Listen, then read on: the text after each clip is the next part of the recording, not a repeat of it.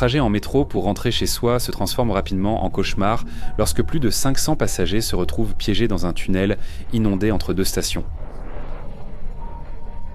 Alors que l'eau monte rapidement à l'intérieur des wagons, toute leur vie défile devant leurs yeux. Et alors que l'eau leur arrive au cou, l'espoir d'être secourus s'amenuise.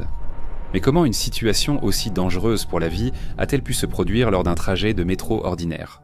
Pourquoi aucune intervention d'urgence n'a-t-elle eu lieu ? Et s'agissait-il finalement d'une catastrophe naturelle ou d'une catastrophe causée par l'homme ? À la fin du mois de juillet 2021, la ville de Yangzhou, en Chine, a été frappée par une tempête dévastatrice. Un événement sans précédent qui allait pousser les infrastructures de la ville à leur point de rupture. En 72 heures, Yangzhou a reçu plus de 58 cm de pluie, presque une année entière. Les conditions ont culminé le 20 juillet, poussant le bureau météorologique à lancer des alertes de fortes pluies. En fin d'après-midi, la situation a pris une tournure catastrophique lorsque les précipitations ont atteint plus de 20 cm par heure. Les rues se sont transformées en rivières déchaînées, l'eau atteignant plus d'1 mètre de profondeur, emportant des véhicules dans certaines zones. Les inondations ont pris de nombreux habitants au dépourvu, les piégeant sur leur lieu de travail ou dans leur véhicule. Avec les routes sous l'eau, il était impossible de rentrer chez soi en voiture ou en bus. Le métro était le seul moyen de transport. Cependant, des doutes subsistaient sur la capacité du métro à gérer un tel niveau d'inondation de surface. Les métros dans des villes comme Zhengzhou ont été conçus pour résister aux inondations en isolant les stations touchées tout en maintenant les autres sections en fonctionnement. Le 20 juillet, le métro a continué de fonctionner et plus d'1 million de trajets ont été effectués malgré la forte pluie. Mais au fil de la journée pentante, l'eau a commencé à s'infiltrer, dépassant les capacités de pompage dans plusieurs stations et provoquant des coupures de courant. Ce qui avait été conçu pour résister à des conditions extrêmes s'est rapidement révélé impuissant face à l'ampleur de cette pluie torrentielle sans précédent. À 16 heures, quand les précipitations ont atteint leur maximum, les autorités du métro ont fermé et scellé les stations les plus menacées par l'inondation, tout en maintenant le reste en service. Parmi les lignes encore en service figurait la ligne 5 la plus fréquentée du réseau, représentant plus de 30% de l'ensemble du trafic du métro. Fermer cette ligne empêcherait des dizaines de milliers de personnes de rentrer chez elles, ce que les responsables de la ville ne pouvaient pas se permettre. Bien que Yangzhou soit devenu un lac et que les rues soient submergées, la ligne 5 a continué de fonctionner. Mais comme souvent lors de telles catastrophes, la plus grande menace allait venir d'un endroit inattendu. 16h50. Alors que la pluie tombait sans relâche, des dizaines de voyageurs sont montés à bord du train numéro 0501 de la ligne 5 à la station Jinkai Centre Square. Soulagés d'avoir attrapé le train et s'attendant à un trajet sûr jusqu'à la maison, aucun des passagers ne savait qu'ils s'engageaient dans un voyage désastreux. 17h21. Le premier indice d'un problème est apparu quand le freinage d'urgence a soudainement arrêté le train. Il s'est avéré que le système s'était déclenché pour une raison inconnue et après quelques minutes, le conducteur l'a redémarré et a poursuivi sa route sur la voie. 17h40. Le train est arrivé à la gare de Haitansi, s'arrêtant pendant plusieurs minutes, permettant aux passagers de descendre et à d'autres de monter à bord. Après cet arrêt, il a repris son trajet vers la station suivante, Shakulu, située à 6 miles plus loin sur la voie. Moins de 2 minutes plus tard, le système de freinage d'urgence a de nouveau arrêté le train. Cependant, cette fois-ci, c'était pour une bonne raison, car l'eau a commencé à couler le long des rails. Ne pouvant atteindre la station suivante, le conducteur a tenté de ramener le train en marche arrière à Haitance. Après seulement 90 mètres de retraite, le train a encore été stoppé par le freinage d'urgence. À présent, il était bloqué, incapable d'avancer ou de reculer. À ce moment, la situation déjà précaire est devenue catastrophique lorsque l'eau le long des rails a commencé à monter.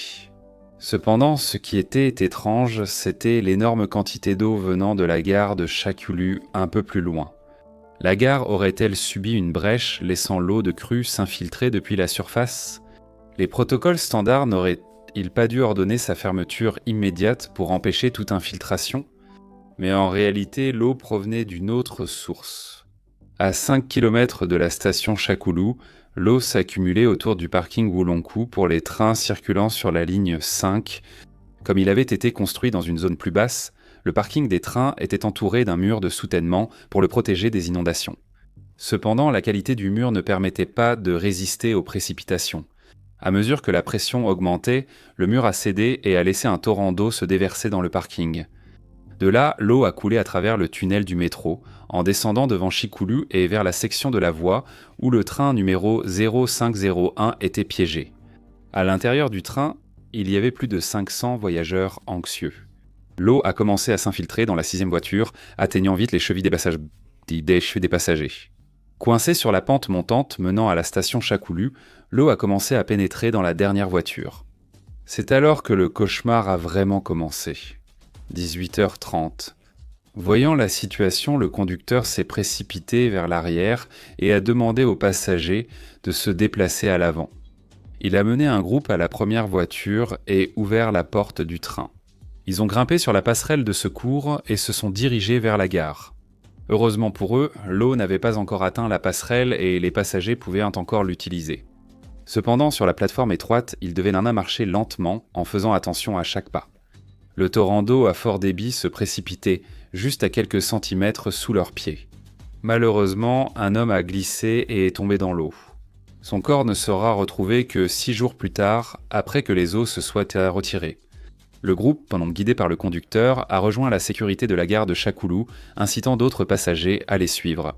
Cependant, la passerelle est rapidement devenue dangereuse, le niveau de l'eau montant rapidement. Un groupe découragé, ayant parcouru la moitié du chemin vers la gare de Chikulu, a dû retourner dans le train.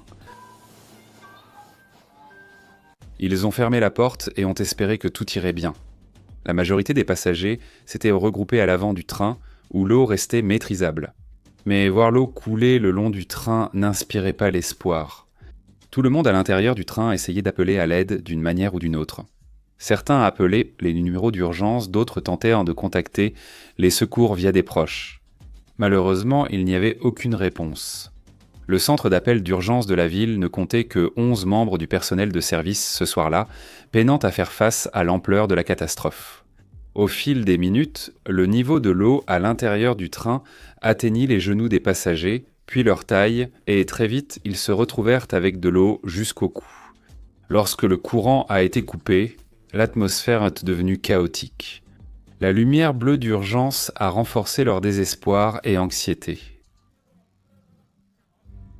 Les gens ont commencé à crier à l'aide, tandis que d'autres envoyaient des messages d'adieu à leurs proches, croyant qu'ils ne survivraient pas à la journée.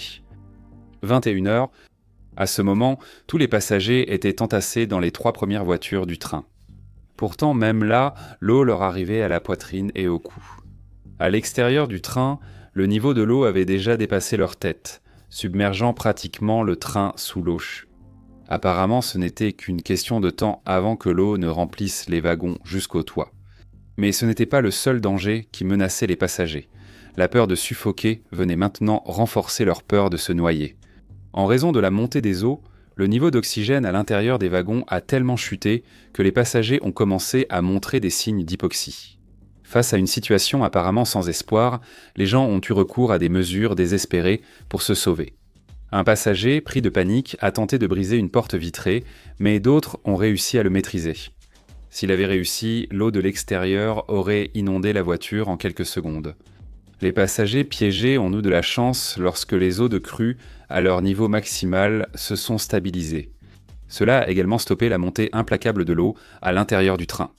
L'énorme pression de l'eau a provoqué le déraillement et le léger basculement du train, soulevant un côté. Les passagers ont rapidement compris que les fenêtres du haut, du côté surélevé, dépassèrent maintenant la ligne de flottaison. Casser ces fenêtres aérerait la cabine. Dès que la première fenêtre s'est brisée, les passagers ont senti un courant d'air frais passer au-dessus de leur tête. Bien que la situation soit encore loin d'être idéale, au moins maintenant, ils avaient assez d'air. Près de 4 heures après que le train se soit arrêté sur les rails, de l'aide est enfin arrivée. La joie des passagers fut sans limite lorsqu'ils entendirent les pas des secouristes marcher sur le toit des wagons. Les secouristes ont donné des outils aux passagers pour briser plus de fenêtres et mieux ventiler. Peu après, ils sont entrés dans la cabine par la cabine de conduite surélevée. Les premières personnes évacuées étaient les femmes enceintes et les enfants.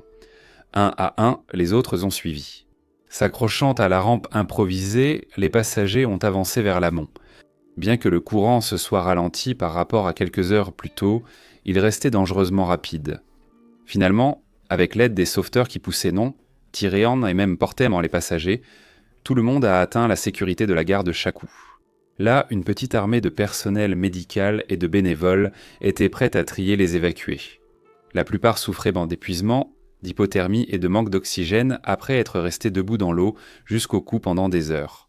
Après 5 heures de sauvetage éprouvant, la plupart des passagers ont été mis en sécurité.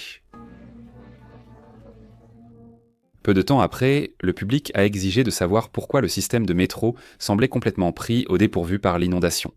Dans les jours suivants, il est apparu que les autorités cherchaient à minimiser la situation et à éluder leurs responsabilités. Mais c'était indéniable.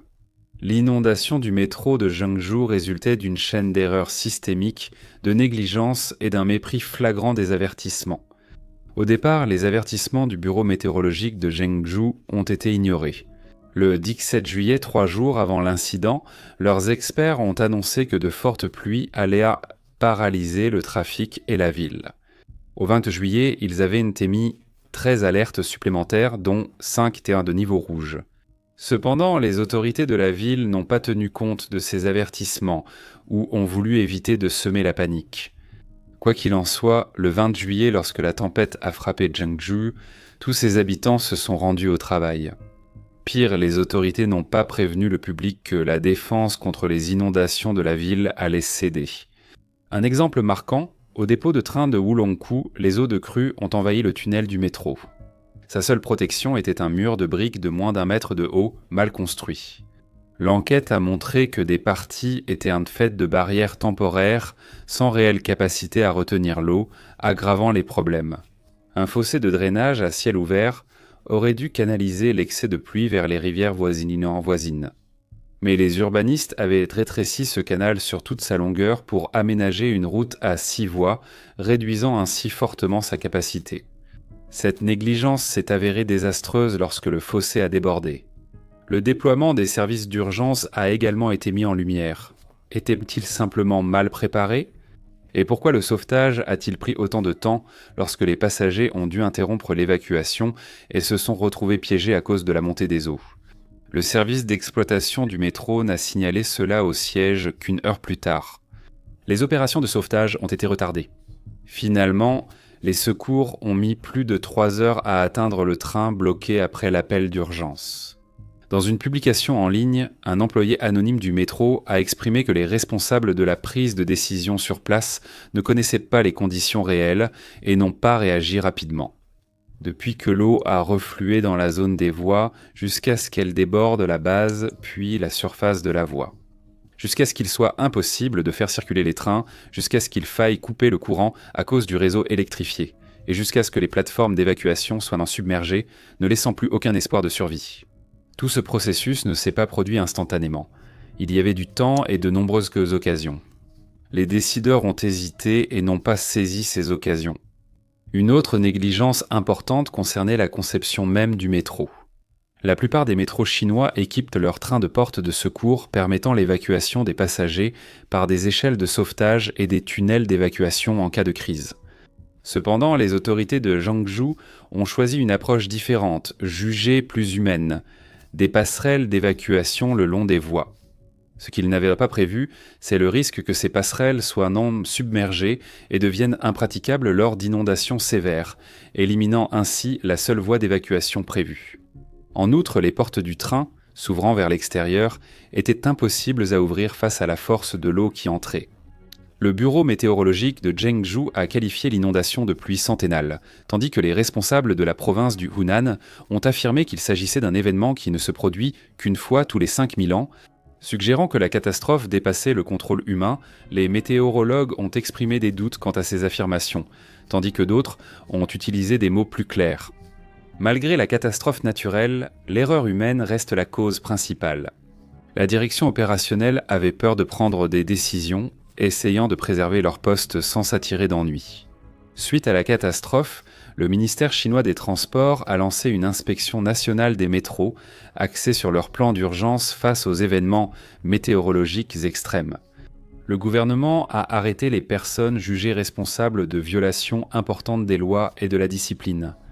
Les responsables du parking maudit, les chefs de projet de la construction de la ligne 5, les gestionnaires de la réponse d'urgence et les opérateurs du métro ont été arrêtés. Le maire de Zhengzhou, le secrétaire adjoint du parti et d'autres hauts responsables ont été sanctionnés par des avertissements, rétrogradations ou renvois pour leurs manquements. Les 14 victimes dans le métro ne représentaient qu'une fraction de la tragédie plus vaste qui avait frappé Zhengzhou. Dans toute la ville, l'inondation dévastatrice a fait 302 morts confirmés tandis que 50 autres personnes étaient à toujours portées disparues et introuvables. Pour le premier anniversaire de l'inondation du Henan, aucune commémoration officielle n'a eu lieu. Pourtant, de nombreuses personnes ont déposé des fleurs près des stations de métro pour commémorer les victimes. Sur les réseaux sociaux chinois, les photos et vidéos de deuil ont été supprimées ou bloquées. Regardez cet épisode si cette vidéo vous a intéressé. Merci d'ajouter un like et de laisser un commentaire si vous souhaitez soutenir la chaîne.